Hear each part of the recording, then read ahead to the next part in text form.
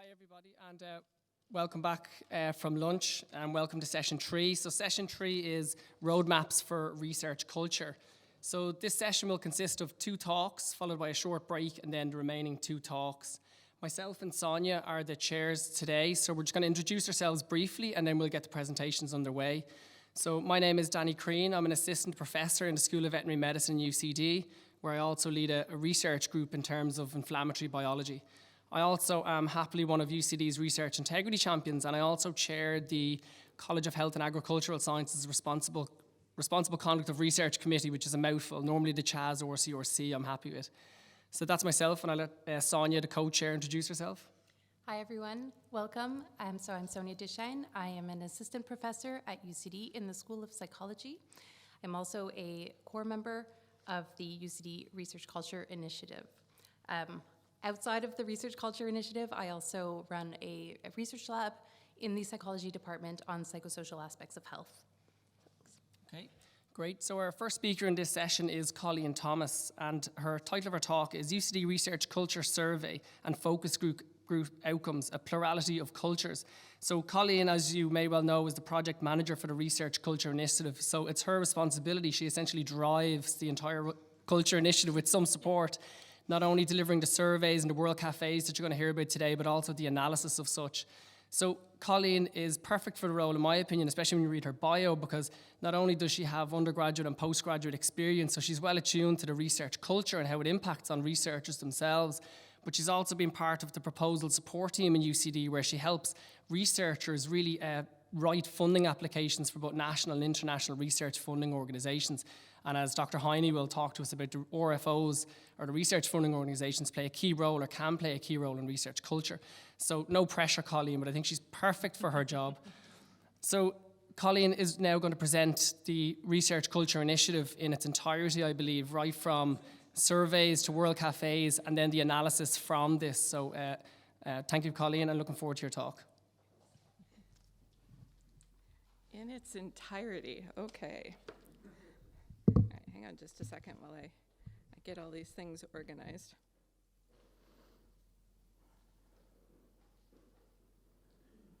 Now the question is, which one is mine? There we go.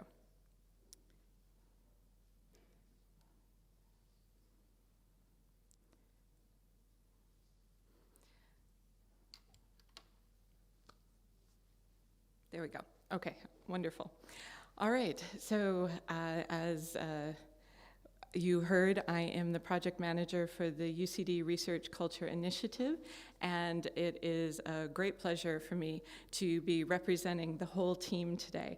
So although I've been credited with driving everything myself, it couldn't happen without everybody else on the team, and you've met most of them already today. And as they say, when giving credit at the beginning of an essay or publication, any errors and omissions from this point forward are my own, so don't blame them. Okay, so you've heard a bit from Grace Mulcahy about how ambitious our program has been, and today I'm just going to talk about 2 of the biggest aspects, which are the survey we conducted and our ensuing discussion forums to follow up on survey points.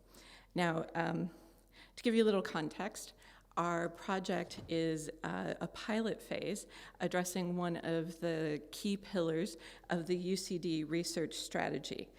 We're designed for running for about 18 months, and what we're aiming at in terms of the culture agenda on the UCD strategy is so that every member of the research community experiences a positive research culture, and one that clearly values the environment and supports them to their full potential and to achieve on their ambitions.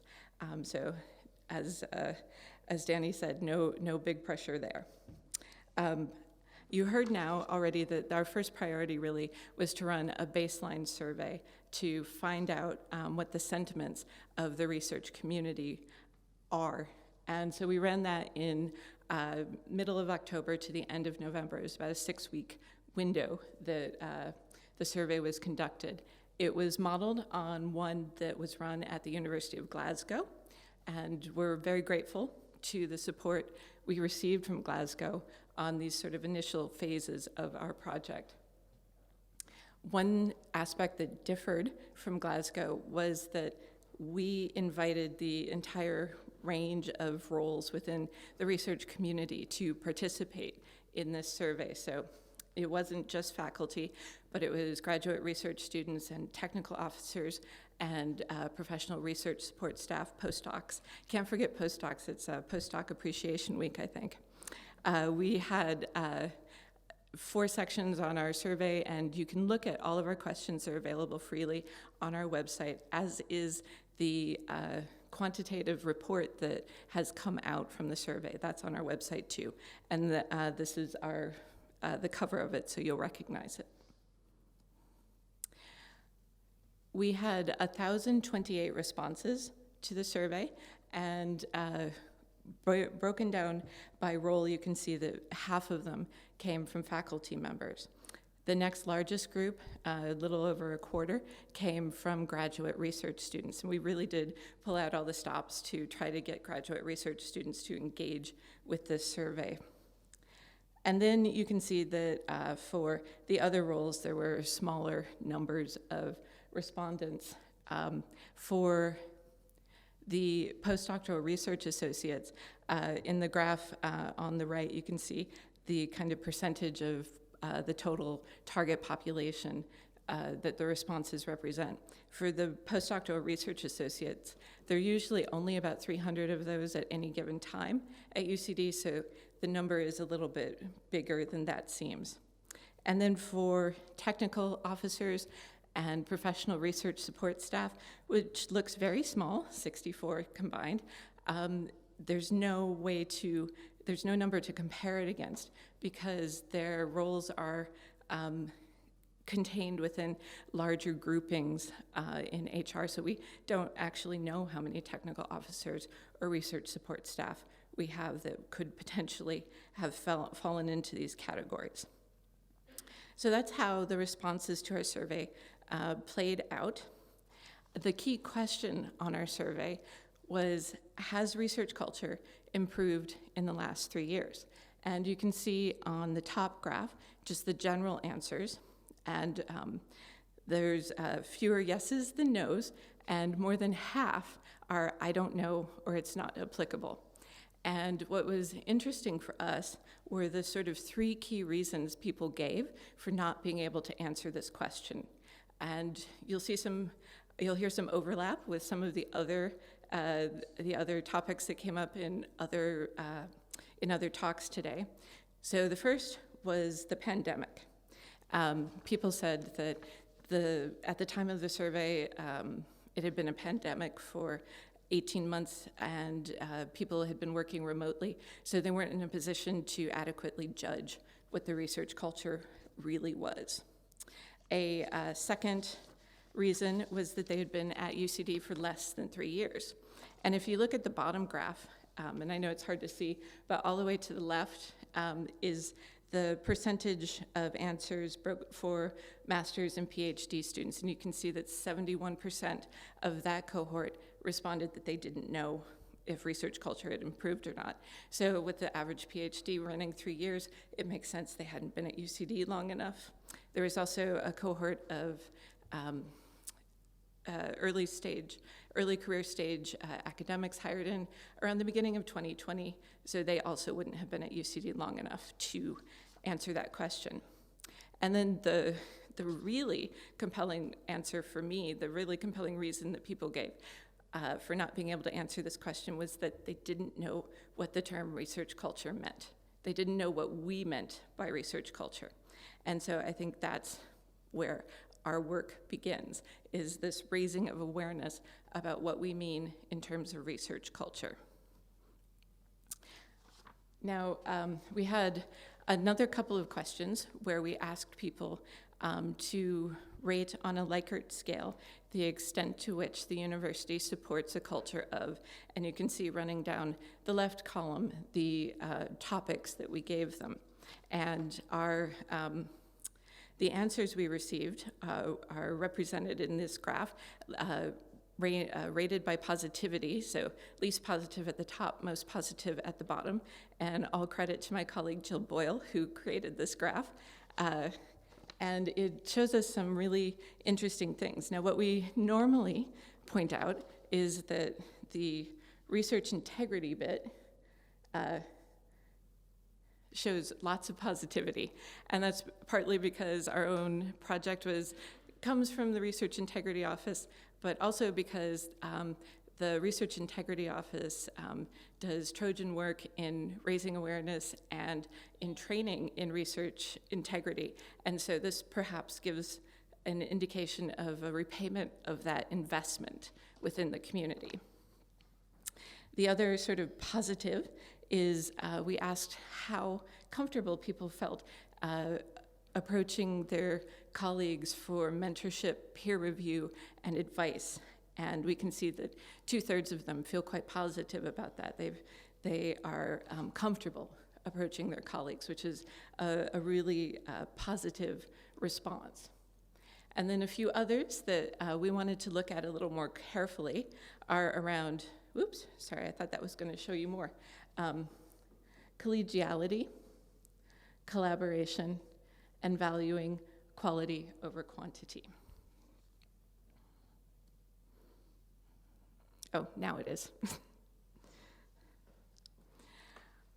We have also been conducting some qualitative analysis on the survey results. We received more than 3,000 text responses in the survey, and they are undergoing some analysis. The preliminary results suggest that they generally align with our quantitative results in our report that we did earlier in the year, but I want to make sure that we thank Professor Kalpana, sorry Kalpana, I messed up your name, Kalpana Shankar, and her Master's in Library and Information Science student, India Wood, for doing the work that they've done so far. Now, the quantitative analysis, those results, particularly focusing on the areas where we might want to ask more questions around collegiality and collaboration and valuing quality over quantity, really informed the topics for the following World Cafe events. These were knowledge forums, these were discussion forums that we conducted from the end of January through the end of May of this year.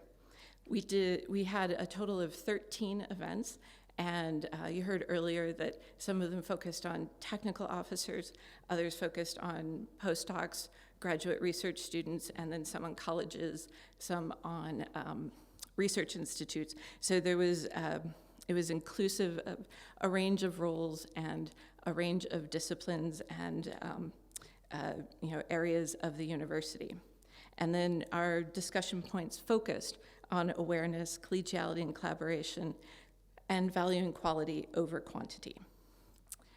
And that was consistent across all of the World Cafe events, so that we could have some sort of generalization about the return we were getting, the information we were getting. And so 4 themes emerged from all of these cafe events. And they were around integrating new members of the community, better opportunities to connect for collaboration, mentorship, and valuing quality over quantity.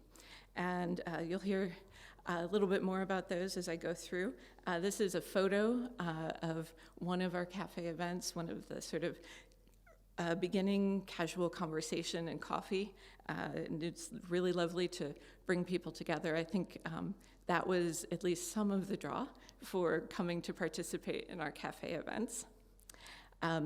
So just to tell you a little bit more about each of these themes. Integrating new members of the community. This is really enmeshed with the recent experience of remote working through the pandemic.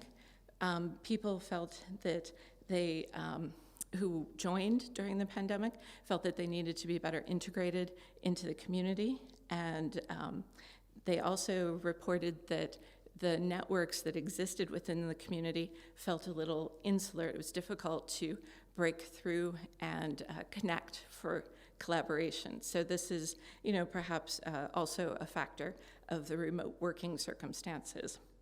And this is an opportune moment to mention that the pictures in the next few slides were donated to me by researchers or members of the research community at UCD, and this one was volunteered to me. I asked people for images of what their experience of working in research looks like. I can assure you this person has friends. So no, I think that he's in archaeology. He's here today. You can ask him, and that's all about being outside and in environments that are difficult to work in. So the next theme is about better opportunities to connect for collaboration. And one of the quotes from one of the cafes was that UCD is collegial, but not so much collaborative. And you can see that in the quantitative results from the survey. People rate their experience as quite collegial and a little less collaborative. So when we probed that with the participants, they told us that it's the informal interactions that really are the social glue, that kind of aspect of collegiality that makes them feel part of the community. And they said they're looking for more opportunities to connect on that informal level, and gave us some suggestions of how we might go forward with that type of thing. They also said that in terms of collaboration, they'd be interested in seeing improvements along 3 dimensions. And the first is vertically, so along the academic hierarchy from junior to senior, more opportunities for junior people to work with senior people and learn from them. And then horizontally, so that interdisciplinary collaboration across colleges and even schools within colleges, so that different methodologies and the exchange of new ideas that way. And then finally, across institutions, they're very interested to see opportunities to connect from people outside of our own university and build on research ideas from there. So the next theme that came out of our World Cafe, our knowledge sharing forums, was around mentorship. And one of the things our participants told us is that the availability of mentors is uneven across the schools, and in some cases seem to depend on the availability of funding as well. A theme we've already heard today, there's a heavy burden of mentoring on mid-career staff. And then in terms of what they'd like to see in terms of mentoring programs is semi-formal and local models, so less the institutional and more something that's tailored for particular disciplines.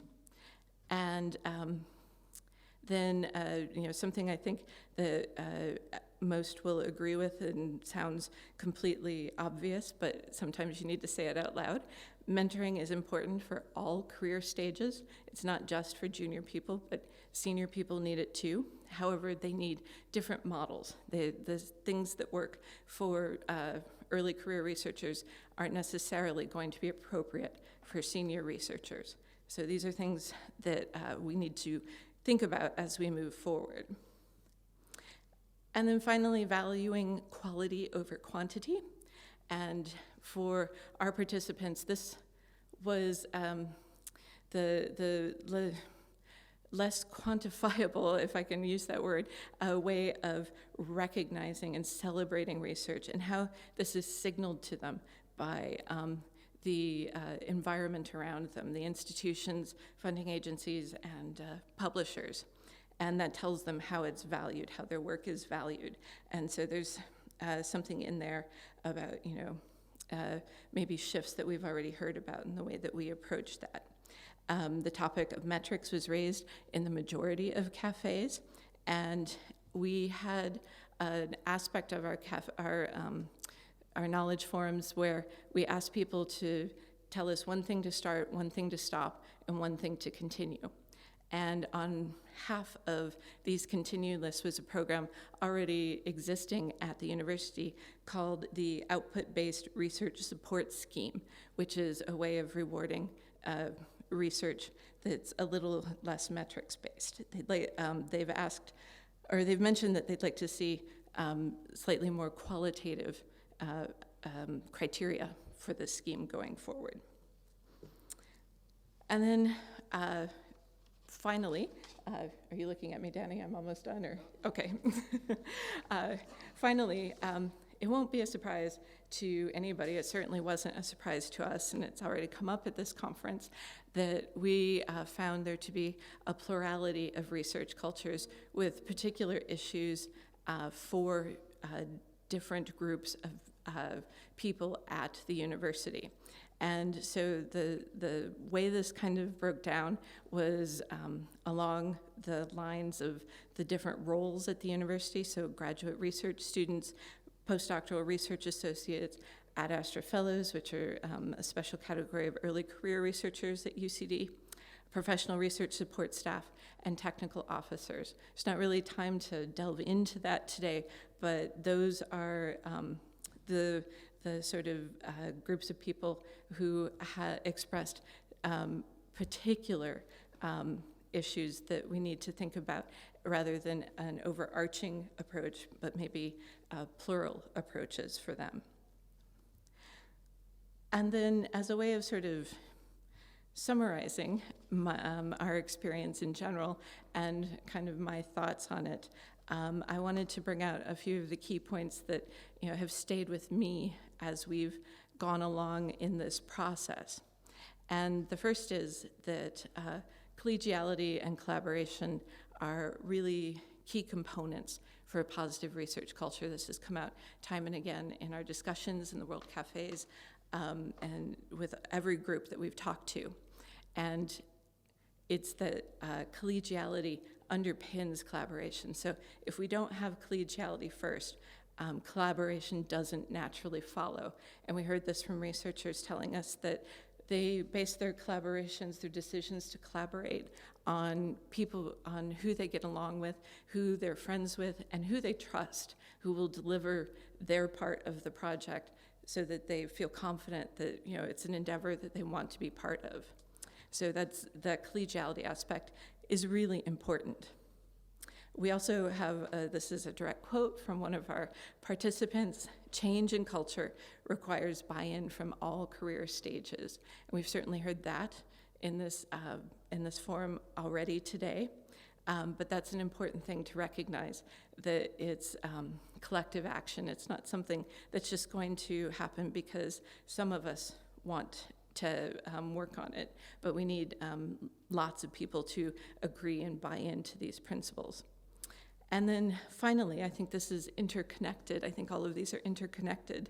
Mentoring is important at all career stages. And mentoring came up in a few of our presentations already, and it is important because collegiality and collaboration, and not everybody will agree with me on this, but collegiality and collaboration are skills.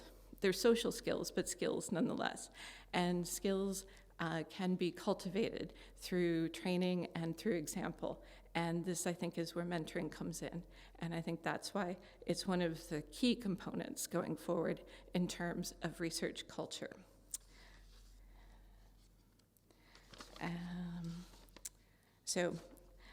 This is, these are the thoughts in my head as we're moving forward and seeing what comes next for research culture at UCD. And I hope to hear from all of you your ideas on how we can maybe achieve better things going forward. Thanks very much.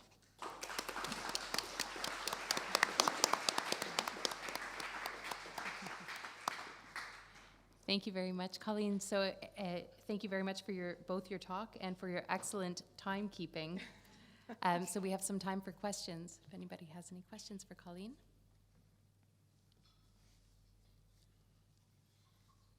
I fed them too many sandwiches. That's right. Just in the back. Yeah, great. And just for your questions, if you could state your name and affiliation, that'd be great before you ask it. Sure. Hi, I'm Jennifer Brennan from the National Research Integrity Forum. Colleen, considering the presentation we had earlier on mental health, was that something that came up in your conversations in the World Cafe? You might elaborate on that, thanks. Thanks, Jennifer. That's a really good question. And there were a number of points I expected to hear in our World Cafe events that I was surprised weren't more emphasized. I thought that mental health was one that would come up. Now, mental health can encompass quite a number of topics that maybe it's a general term that could be applied to the more specific topics that were raised in our forums. I think Adrian alluded to one that particularly touched him, which was with the technical officers, and the idea that nobody had ever asked them how they felt about things. And there is a mental health aspect to that, the valuing of how you feel about something. But more specifics, no, we don't have that at this stage. It might be something that we can do as we get a handle on the things that we did learn in this first round. Hi, Sean FNR Luxembourg. Great talk. Thank you.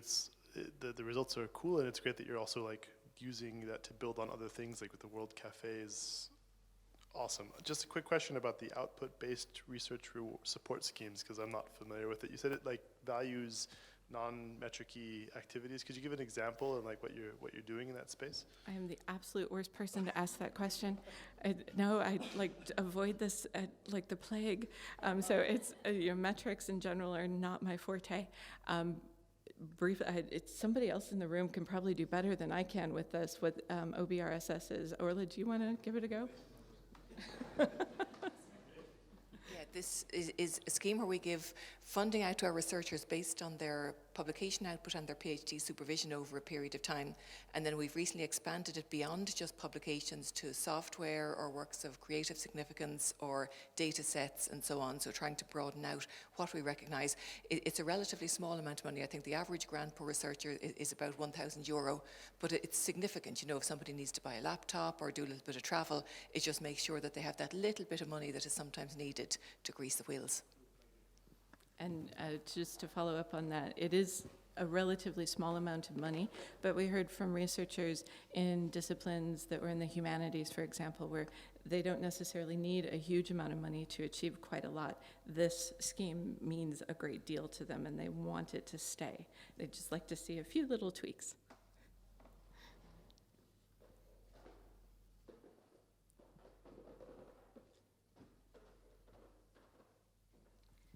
Hiya, thank you. Nikki O'Connor from the Department of Further and Higher Education, Research, Innovation and Science. If you thought your title was long, Daniel. Thank you very much. Really, really interesting. And I hope you won't kill me, but I'd be very interested to tease out this issue a little bit further around quality versus quantity and what came up on that. We're seeing there's a lot of work developing at European level through the European Research Area on research assessment reform. And just would be very interested if you give us a little bit more flavour of people's perspectives on that. Thank you. So you will have gathered that I'm more the qualitative person than the quantitative person. So I will give you impressions from the discussions we had. And it was quite a bit about how the value for the research outputs was signaled by the institution. So it wasn't just about the output-based research scheme and funding, but about other ways. One of the comments was, we don't celebrate the publication of books anymore, for example. And there's an emphasis on winning of research funding that people feel is maybe imbalanced, and they'd like to see more emphasis on the sort of intellectual achievement, if you will. That's the best word I have for it, as opposed to the kind of metric, or somebody said, H index of 60 or whatever. I think that's more what I was hearing. Hi, that was really interesting presentation and some great work there by UCD. I was just wondering, in your qualitative work and the focus groups, did anything crop up regarding minority groups? So say, for example, people with disabilities, neurodiverse, people with various hearing impairments or whatever, physical disability. Was there anything that came up or anything that was kind of teased out that could offer more support to make research more accessible for minority groups? That is an excellent question. And again, as with other aspects of research culture that I thought might come up in our World Cafe events, this was not one that came up very strongly. At the moment, I can't think of any examples. Some of my colleagues who were at all of these events might have others that they remember, and they facilitated breakout sessions, so something might have come up in a more private conversation than I would have heard. But it's also partly about the way our cafes were formatted. We were specifically talking about collegiality and collaboration and valuing quality over quantity, so they may not have felt there was space to have those discussions. Thanks, Sarah Nangle, Trinity College Research Office. This is kind of an esoteric question, but in the World Cafes and that kind of discussion around collegiality underpinning collaboration and the plurality of research culture, did the kind of old school thinking around academic tribalism come up? And if it did, I mean, where do you see the role of this kind of reset in research culture in terms of maybe fixing some of those problems for UCD or just research culture in general? In terms of tribalism, what do you mean? So different academic disciplines having different values in terms of what they see as quality research, in terms of what motivates them, in terms of what the management styles are, the speed at which people become independent, etc. Sowing division between, let's say AHSS and STEM, and academic tribalism ensuing. Okay, so I do know what you mean, and some of that did come up on our survey, actually. It was less apparent in our World Cafe events because we were more focused on, talking to a particular college as opposed to across colleges. However, we did one with several of the research institutes, and one of them, the Earth Institute, is extremely interdisciplinary. And in other cafes, we heard from people who are members of the Earth Institute or went to events presented by the Earth Institute, and they gushed about how much they learned about what else is happening around the university. And this really opened doors for them. So with just that bit of information, this seems like an avenue where we can overcome some of those differences in our tribalisms. Okay, thanks very much. Thanks very much, Colleen, and thanks very much for everybody's questions. We'll move on to the next speaker.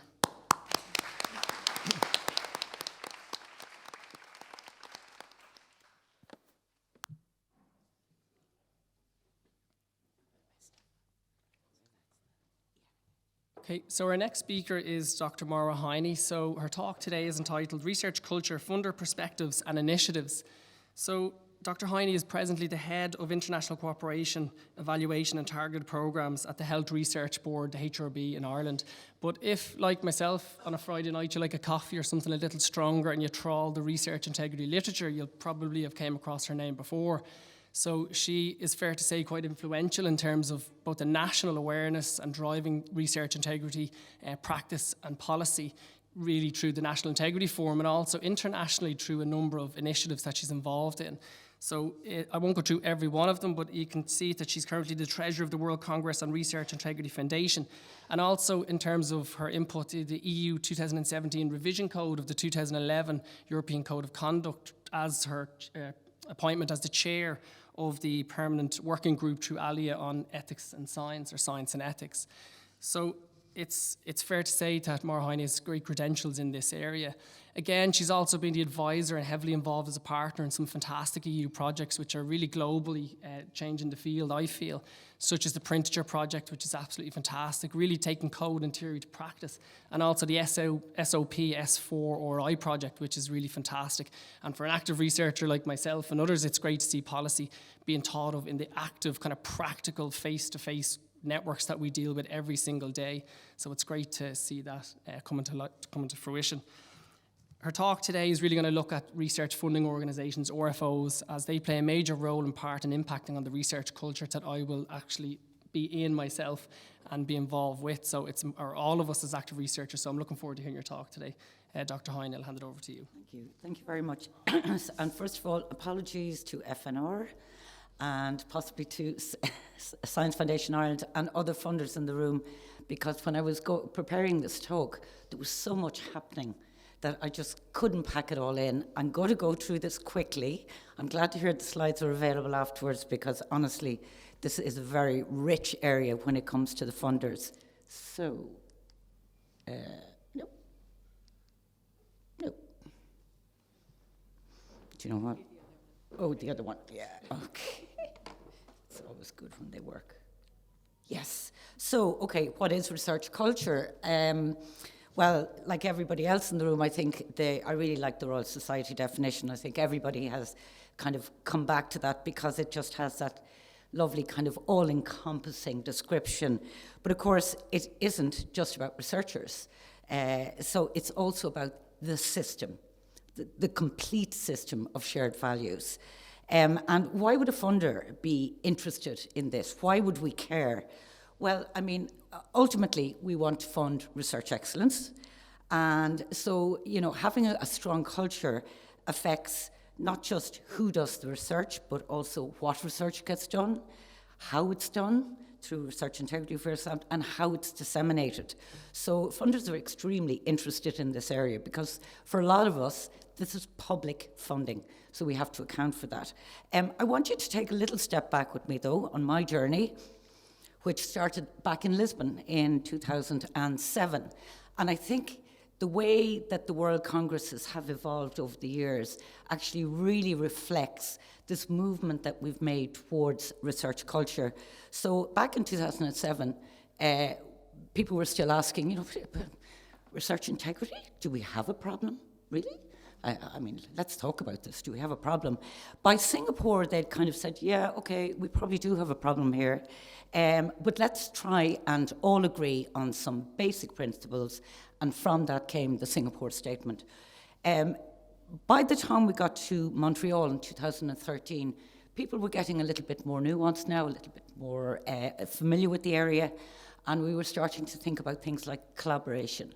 What does research integrity mean in terms of collaboration? In Rio de Janeiro, they were thinking not just about collaboration, but also about how do you promote this idea of research integrity? How do you actually get people to take it on board? So, not surprisingly, in Amsterdam, there was a lot of discussion about behavior. So, okay, you want to promote it, but how do you actually change people's behavior so that they take this on board? In Hong Kong, then, it's not just about behaviour, it's about the drivers of behaviour. So there was a huge amount of talk about research assessment. So how does research assessment drive behaviour and help you to promote research integrity? And from that, and I think that you might have mentioned it actually, the Hong Kong principles emerged, which was very much around how you can drive behaviour through your evaluation practices. And again, sort of even thinking about research behaviours and practices, by the time we get to Cape Town, back in May this year, they're now thinking about equity, about diversity, about inclusion, and particularly equity of the Global South, for example, because it was in Cape Town. So that was some really, really interesting discussions there about how do we ensure that we don't have ethics dumping, that everybody gets a fair crack at the whip, that people are actually recognised for their work, and so on. So you can see that this notion of research culture has been building for a long time. So There were reports before this, but 2020 kind of stood out for me in that there was a rash of reports around research culture, some of, practically all of which have been mentioned before. So UKRI commissioned a report, the Wellcome Trust did a fantastic survey, the Royal Society really started to get in on the act here, LERU, the EUA report I think it came out the year before, but LERU, the League of European Research Universities, also did a really interesting report. So what everybody was really trying to get at here is, what does research culture mean to people? What are the actual elements of research culture? And I think that one of the things that really stood out for me, certainly with the Wellcome Trust one, was this idea of, now this is my own words, but I mean they describe it very well in the report, this idea of the research culture gap. So they identified very much where we are now, what's people's response, what's people's attitude, what are people's feelings about research culture. A lot of the words there are pretty negative. Where do we want to be though? So how do we get from the current situation where people maybe aren't in a very good environment to a situation where they feel supported, where they're collaborating, and so on and so forth? So how do we get to that point? And that's really what we're talking about here today. The UKRI report would say, yep, but that's very, very complicated. There's a lot of people in this very, very crowded environment. There's an awful lot of things we need to be thinking about, and everybody needs to be thinking about them. So what I'm really going to focus on is what the funding agencies have been thinking about. So I was trying to think about the different elements. I actually think there are too many here. When I was looking back at UKRI, they have it boiled down to 4, which actually probably is much easier to present. So I kind of painted myself into a corner a little bit with these. But anyway, you know, all of these elements have been talked about today. So where can the funders have influence in this space? If they want to make sure that people are recognised, that they're rewarded, that they are rewarded for the full range of activities that they have, but that the research is high quality, because from a funder perspective, that's really important. But we do want people to do honest and rigorous and open and valuable research, but we also want to see them developing as researchers. So how do we get to that? So coming back to that, okay, research integrity and ethics, it's been going on a long time. There's, you know, funders can do a lot around awareness raising, about training, about support. They can have very clear policies and expectations of the host institutions that they fund. They can also be more transparent about their own policies and processes. And the SOPs for RI project, that was one of their really strong recommendations, that the funders themselves need to be more transparent, because sometimes people don't even know how things are done at a funding agency. From the perspective of research assessment, they need to think about the assessments of individuals. So, you know, individual PIs, individual fellowship applicants, but also of projects, and especially if that's team science, for example. And maybe a little bit more about the assessment of organisations and their culture, which is something we've kind of kept away from so far, but perhaps we shouldn't be keeping away from that. In terms of incentives and rewards, obviously collegiality is really important, and that sort of sense of collaboration, so how can we support that? How can we make sure that there's effective leadership and management? And that was brought up, I think, in a number of the surveys around, you know, how you actually support people, and especially when they find themselves in leadership and management roles, where they mightn't have chosen those necessarily, and then how can they kind of promote better publication practices in terms of incentivizing them, but also rewarding them. And when I say publication, I'm talking about that very broad, not just the journals. In terms of career sustainability and researcher wellbeing, I suppose a lot of this does sit with the institutions, but, you know, funders still have their part to play. So we can try and provide funding support across the whole career framework, if you like. We can think about professional development. So are we going to fund any of this? How do we give more visibility? How do we encourage more engagement from researchers? How do we network them? And so what kind of funding practices are we really trying to promote here? EDI, again, EDI in our own practices, we've just yesterday published our first GEP, our Gender and Equality Plan, required by the EU for funding, by the way, for if you're a funder or a university But, we also have, put together an EDI working group within the HRB to look at our own practices, to look internally, not just externally. It's all very well to point the finger at others, but we've got to be good at this as well. We can have EDI requirements or EDI sections in our application forms, and of course funders can have funding policies around bullying and harassment and how they hope to see that. And very importantly then is the whole concept of openness and transparency. So obviously we can put in place policies on open access, data management, transparency. We can look at things like fair data creation and training. We can have things, especially for a health research agency like ourselves, around trial registration, around the publication of protocols, how we're going to handle preprints and so on and so forth. And, this idea of publishing everything. So I think there's a lot that funders can do. And what I want to do now is just look at some of the things funders actually have done. And I am absolutely, this is only a very small snapshot because there's a huge amount of activity in this area. Okay, so we'll look at research integrity and ethics first, and I'll speed up a bit, I'd say. So the Irish funders, lots of different initiatives that we've done. All the funders have changed their terms and conditions to require host institutions to have research integrity policies and practices in place, or they don't get the funding. We've introduced mandatory training of the PIs and their teams, and we've kind of hooked up, I suppose, with the National Research Integrity Forum and the Epigeum programme in order to be able to do this, because we would fund people outside of the university system, for example, in hospitals.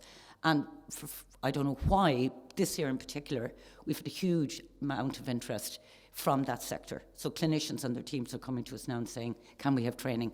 So I don't know what happened there because they were a little bit slow about it in the beginning. But it's also very important that funders, especially a small funder like us, link in with what's happening in the bigger picture in Europe. So, in getting involved in policy groups like Science Europe, the Global Research Council, LA, and so on and so forth. So there's a lot we can do there. But there are also some fantastic national initiatives as well, of course, that support us. The National Research Integrity Forum, in which I've been involved for a number of years since its inception, is a fantastic group of people that has the funders and the researchers and the quality bodies all sitting around the one table. Well, we used to be able to sit around the one table. I don't know if we can sit around the one table anymore. We're getting a little bit big for that. But that's been fantastic. We've had the National Research Integrity Policy Statements, and that's been revised very recently. And also, even more recently than that, we've now published a framework for collaboration in research integrity. And of course, as I mentioned, the Epigeum training. There's loads of stuff happening at an international level, and apologies, chaps, there, I didn't mention you. The EU, at the moment, and going forward, they actually have a requirement that their host institutions can comply with the European Code of Conduct.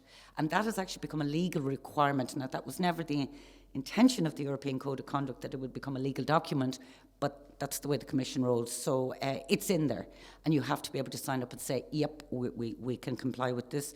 UKRI have put together a fantastic good research resources hub, which is lots of stuff about culture. Wellcome Trust have their whole reimagining, and James, you talked a little bit about that. They're reimagining Research Culture Institute, doing a massive amount of work in this area. Science Europe have a number of working groups now that are all feeding into the concept of research culture. The Global Research Council put out a statement and so on. So there's lots and lots happening in this area from a funder perspective. And I think especially with the EU, they've put their money where their mouth is in the SWARFs projects, and in Horizon Europe, there'll be the WDERA projects. They're looking at things like field-specific codes of conduct, development of a research integrity promotion plan, and the SOPs for RI project has been involved in doing that, looking at ethical frameworks in emerging areas, platforms like the Embassy of Good Science that have fantastic resources on it, training at all levels. So the Path to Integrity is actually looking at secondary school students and how you can bring them along and get people thinking early about things like good research practice. And of course, there are loads of collaborations and networks. So moving on rapidly to research assessment, because that's the big topic of the moment. So the assessment criteria, I mean, what they really define for research funders is what we value in the research system. So the criteria have to support the things that we'd like to see the system deliver. If we only value publications, well then that's what's going to be spat out the other end. So it's very much up to us to get the word out there. We value much more than just publications. But of course, there are big challenges for funding agencies, because if you're trying, for example, in a single scheme to assess different kinds of projects, I mean, you've different projects, you've got basic, applied, somewhere in the middle. You've also got different kinds of people coming in looking for funding, possibly to the same scheme. There may be different outputs from different projects, different contributions, and these might all need to be assessed in the same competition. So that can be really challenging for us to try and get the right level. I think this is going to really help, actually, and HRB have been involved in this working group, as have Alea indeed, and this was mentioned also by James, because it's Science Europe, EUA and the European Commission have really driven this reform of assessment, and it sets out some really nice recommendations. I'm not going to read them out. It's available online, well worth the read. It's a great document. But there are other examples of the narrative CV, and kudos to the Royal Society with their resume for researchers. But Science Europe also developed a framework for narrative CVs, and we have one that we use in the HRB, but so does SFI, etc., and FNR, obviously. But things like looking at innovative peer review and value-based assessment models, we haven't quite done that yet, but there are some really nice frameworks out there that we could look at, like the SCOPE framework, using qualitative indicators for qualitative things and quantitative indicators for quantitative things, and trying not to mix these two up too much. And that's very much what the Leiden Manifesto is talking about. And then trying to broaden our horizons to look at a diversity of indicators, because there's loads of different ways of capturing activity that isn't just about bibliometric analysis. So I think it's up to us to broaden our horizons there. So incentives and awards, I mean, to a certain extent, I don't know why I even put this in a separate slide, because they're completely connected with research assessment. But I suppose the thing about the incentive and awards is that maybe it's expanding it out more to a system level. So it's not just about assessing a particular person or a particular project. It's also about other things that you can do. The Ensuring Value in Research project, which came out of DORA, is a collaboration of global funders. HRB are in there as well. And what they're trying to do is look at evaluation from a value perspective. So how do we get the best value? How do we reduce waste? How can we look at relevance? How can we make sure people have actually done things like a systematic review of the literature before they plan their research? And I think that's a really important one. And it is something we're trying to pull the concepts of that into our application process, so that we're looking at value and relevance, not just the number of publications, and then of course people get rewarded for reporting that well. I think Science Europe, you have a working group on recognition systems for research, and it's again trying to improve those framework conditions that are going to underpin a culture of research. And I mean, I'm really looking forward to seeing the outputs of that when they happen. Ourselves, as I say, we're trying to focus on relevance in our applications. We have an impact award to recognise overall contribution. We're trying to build collegiality and team science into many of our schemes. We actually do support leadership training, so we send people, give money to people to go off and do the Wellcome Trust leadership training, for example. And we're really trying to promote better publication practices. And finally, I think I have to come back to the Hong Kong principles, because I think they're very interesting, because it's not just about assessing responsible research practices, but it's also about things like valuing complete reporting. So negative and positive, rewarding open science practices, acknowledging a very broad range of activities, obviously, and other essential things that people do, not just their academic work. So career sustainability, again, I'll only talk about 2 examples here. There's ourselves. We have got a career pathway from PhD right over to leadership. So hopefully there is an opportunity for progression of people. And we also support mobility, and we've just gotten funding in the last year or so for the Dorothy project. It's a Marie Curie postdoc project on public health and pandemics, funnily enough. We are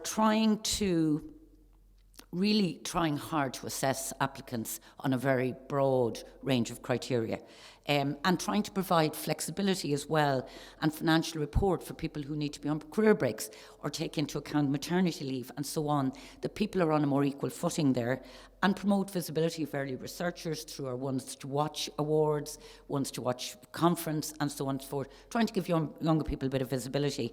Again, coming back to Wellcome Trust, because I really do love this report, they talk about things like changing funding practices, minimum of 1 year, but trying to extend projects out to a little bit longer than 2 or 3 years, maybe to 5 years or even 7 years, so that people have a decent amount of time to make some progress. More support for the early career researchers, such as very specific ECR funding. The HRB already does that, and I think most funding agencies do really. And then what about the people who don't really publish? That's you know, they're software developers or whatever. How are we going to credit them as well if we're not going to be counting publications? And then kind of rethinking those incentives, like rewarding good practices or looking more broadly at the culture of the institutions that we fund. So a huge piece of work there. I don't know when we're going to start doing it, but it should be done really. Equality, equity, because equity is so much just as important as equality. Diversity and inclusion, I mean, the European Commissioner has been very supportive of this. We monitored the gender mix in all of our panels, in our review panels. So we aim for a sort of balanced gender. And then if all else been equal, if there are 2 projects that are equally ranked, we will give the money to the lesser represented gender in that particular panel. So, which is a little controversial, but there you go. And we also do unconscious bias training with all of our panels. Oh, no, this is the old slide, sorry, we'll just ignore that. And again, Wellcome Trust are doing some really interesting things here around research enrichment funding. They're part of a collaboration on EDI and so on, to try and really advance diversity and inclusion in their schemes. And finally, openness and transparency. I'm not going to read through all of this, but there is, just to say that there is a huge amount of work being done here on open publication, open data. We require DMPs. We've got HRB Open Research. I think we were the first public funder in the world to have our own publishing platform, following on from Wellcome Trust. European Union, of course, have now jumped on the bandwagon, and they've got Open Science Europe. So, you know, we're trying to provide opportunities for people to be as open as possible.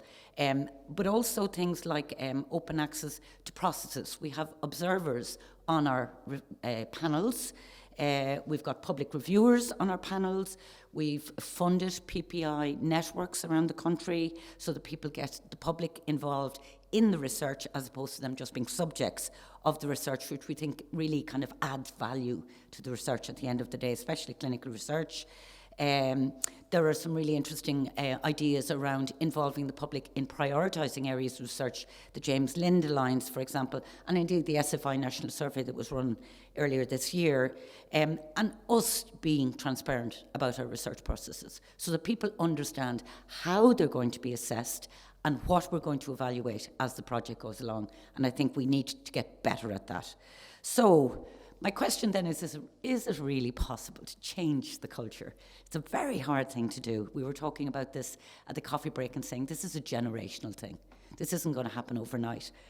There was a really interesting paper done way back using the survey of organizational research culture. It's a US survey, and it looks at many different facets and dimensions of the culture within a school, an institute, an entire university, and they compared. And what they were looking at in that instance was research practices. And what they said was that the more positive, and this is going back to, I'm trying to see the date here, 2013, okay. The more positive the organisational research climate for climate read culture, the higher the likelihood of good research practices and the lower likelihood of unacceptable. So they've very evidenced data on that, which is really good news for what we're trying to do. And they really were very clear that it isn't just about a couple of bad apples. I mean, and that was, for many years, that was the narrative we heard. But, you know, there's so few people who are really doing bad things that honestly it's not even worth thinking about.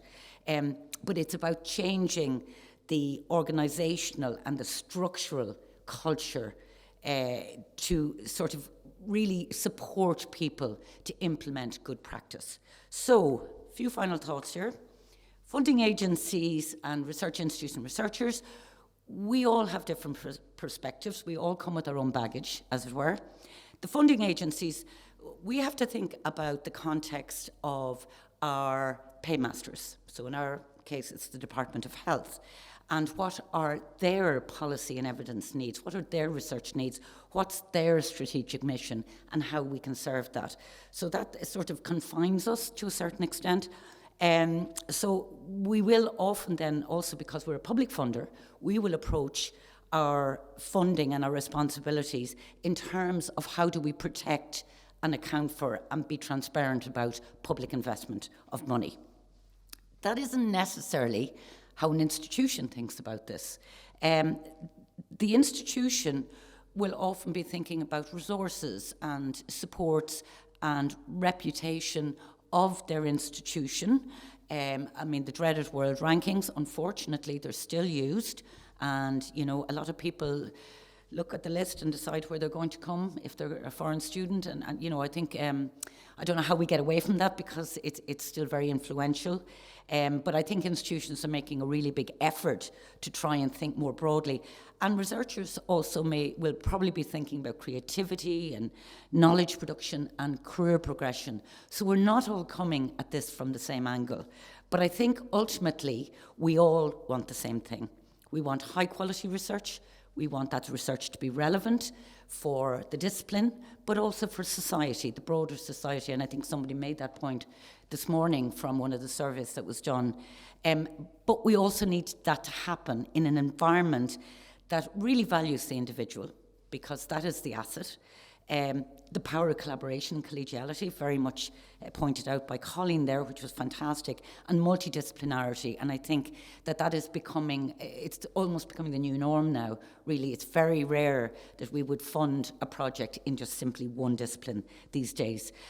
Because ultimately, we want the research outputs to benefit not just the discipline, not just the research community, but also society at large. So, thank you.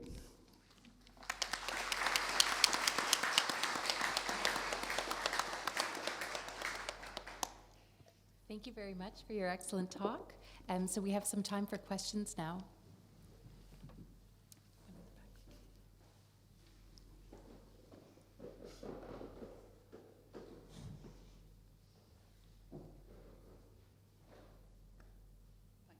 Sarah Nangle from Trinity again, sorry. I have a couple of gender-related questions. Okay. So that thing of gender being the tiebreaker, where you've got equally ranked proposals, do you mean in terms of the consideration of gender is integrated into the research plan, or the gender of the applicant? The gender of the applicant. Okay, two questions to follow up. Firstly, what's the nuance of that in terms of representation within fields? Because obviously, like, nursing and midwifery has a higher representation of women, pharmacy has higher representation of men. Second part, when you're documenting that, is it binary? Do the applicants get to declare anything other than male or female as kind of biologically designated at birth in terms of the data that you're gathering and using to decide that? Okay, we'll start with the last one first. They can identify as male, female, or other, or prefer not to say. So I suppose we look at things like gender balance in the team. So, I mean, maybe I gave the impression it's just like you and you, but we do look at gender balance in a team, and we look at the diversity of the team in terms of different roles, different levels of seniority, etc. But ultimately, this happens very rarely actually, but if we happen to have two projects that are ranked equally, I mean completely equal, and that's based on peer review of their quality, the scientific ambitions, design, etc., etc., etc., and we've only got money for one of them, well then the lesser represented gender will get it over the more, but so that could be male or female, as you say, like in nursing, for example. An awful lot of our projects would come from people who identify as women or people who identify as man. We haven't really gotten into the 52 other gender designations, to be honest, because I think therein lies madness. I know that's probably not very PC, but you know, we have to make some binary calls there, because it is a yes/no at the end of the day if we've only got funding for one. But it very, very rarely happens, I have to say. But we did make this decision a number of years ago. Yeah. Oh, was there another part to that? Yeah, that was it, yeah. Grace Mulcahy, UCD, Hi, thanks so Grace. much, Maura. Fantastic presentation. So I really liked your world tour at the beginning and the journey from 2007, when we were talking just about, you know, misdeeds in research integrity, through to 2022, when we're talking about inclusion, diversity, and more broader cultural issues. Would you like to speculate on what the buzzwords will be in 2024 for that conference? Can't remember where it is. Well, now, it depends on where the conference is held, to be honest. We haven't quite decided yet. And it often represents the, I suppose, that country's particular stage of the journey. So, I mean, it was no surprise that because it was in Cape Town, there were a lot of issues being considered around equity and inequity in the global south, and the difficulties because of often much lesser resources available, the difficulties that a lot of researchers experience there. So it wasn't really surprising, but it was also part of the journey to a certain extent. I suspect that there will be probably a bit more of an emphasis on that either the interface between science and policy, or the interface between science and industry, and those tricky questions that can arise. So it'll be a little bit more sophisticated, let's say, than the conversations that happened about collaboration in Montreal. I think we're now looking at interfaces. That was touched on in Hong Kong, but I can see that that may become a little bit more important now, especially as people move more towards multidisciplinary, team science, cross-sectoral, etc. The challenges there, I think we need to face them. Yeah. Brian Cahill here. Hi, Brian. I have a question about training for research integrity, because in 2015, the Marie Curie alumni did a survey where we found that a very significant minority of early career researchers didn't know what research integrity was. Yeah. And we looked around and we found the Epigium courses, and we did a deal, and then we provided for, at kind of a very low cost, researchers with the opportunity to take these online courses.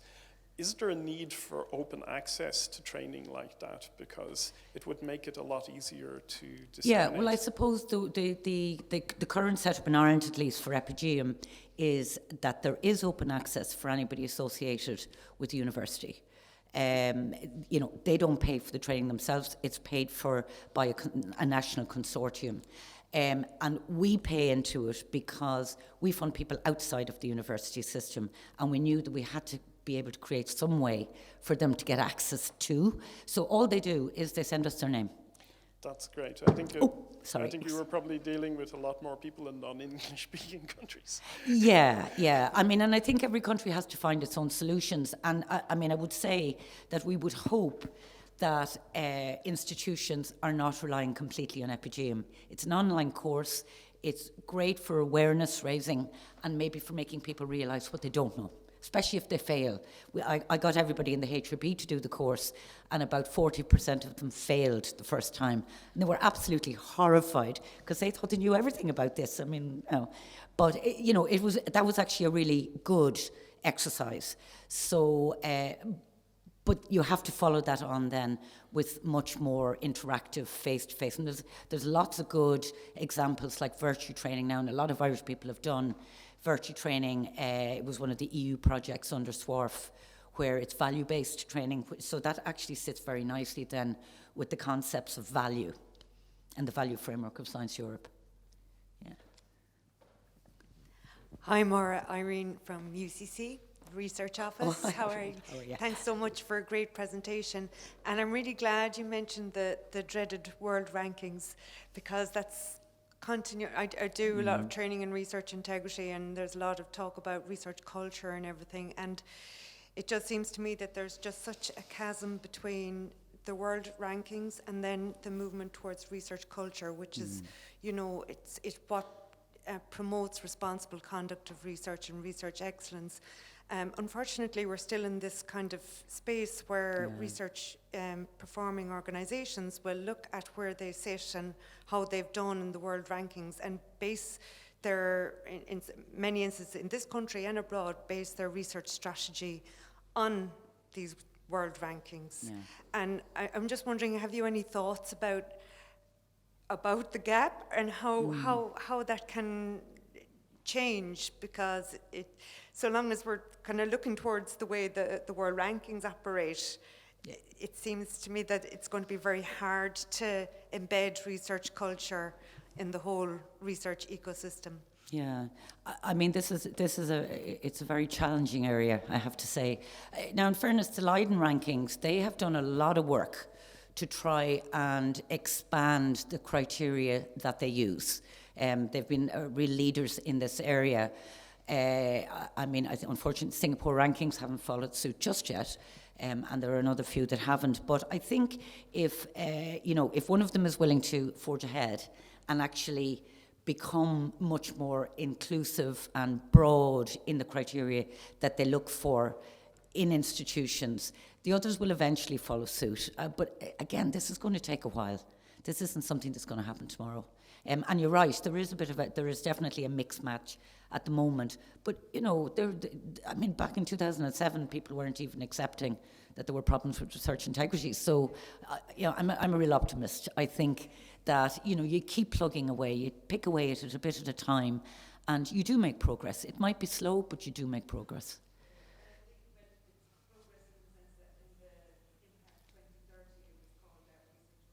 Yeah, and that was great. And in fact, the last strategy, the last national strategy, Innovation 2020, was the first time that there were actions in around research integrity.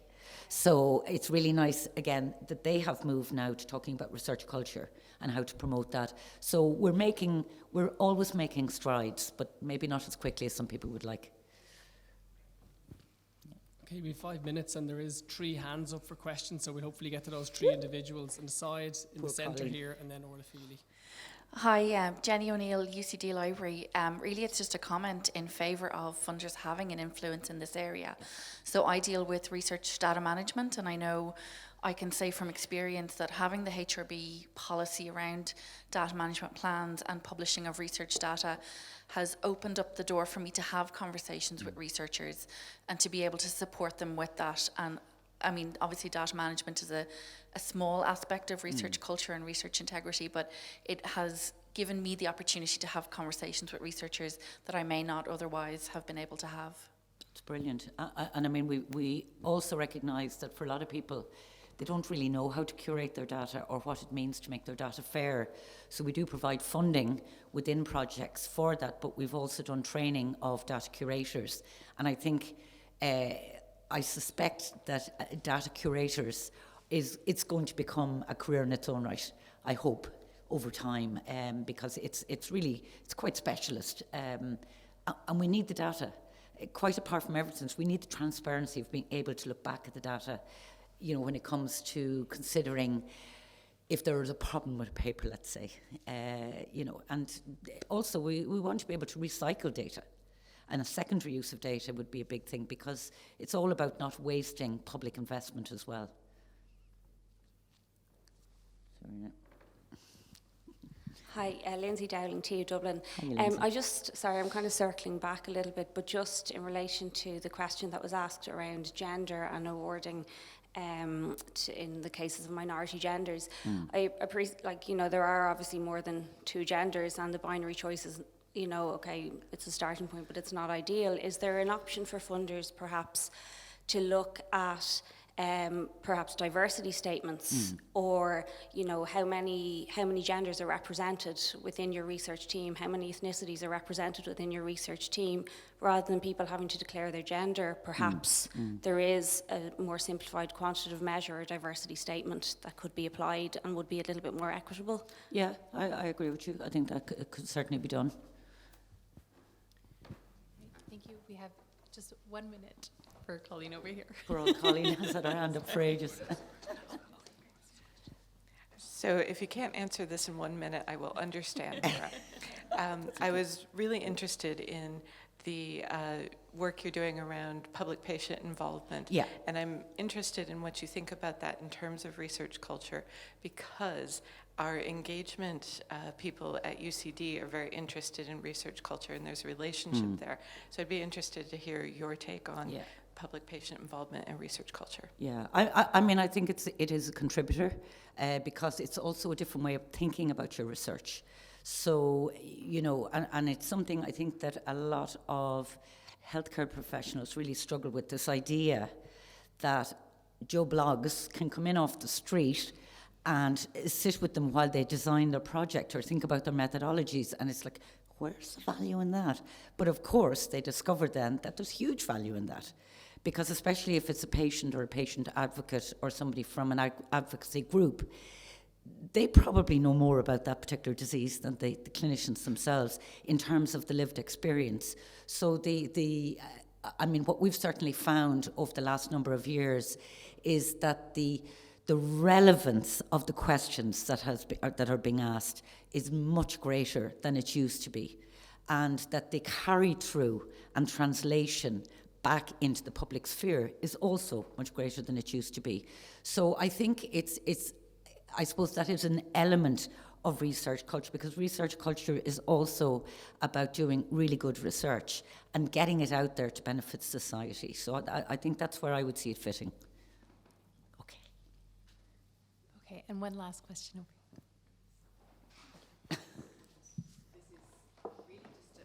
Comment in relation to Grace's question, because like her, I was very struck by the images that you showed and how our understanding of research culture has evolved over the years. Grace was wondering where it might go next. A few years down the line, I wouldn't be surprised to see sustainability and our impact on the planet kind of knitted into our understanding of research culture. When you talk about behaviours and norms and expectations, that environmental impact, I think, could very well become a much more central part. At the moment, of course, it's on our agenda, but as a separate item, I could see the two of them maybe marrying up. Yeah, I mean, I think that's quite likely. I suppose the themes are usually agreed about 2 years before the conference, and they don't necessarily keep pace with the current conversations. But having said that, it's still not completely agreed what our next theme would be, and I think sustainability might be a very interesting one to look at. Interesting. Hey, I think that's all we have time for. If you have to take a break, apologies. Thanks very much, Maura. That's a fantastic talk.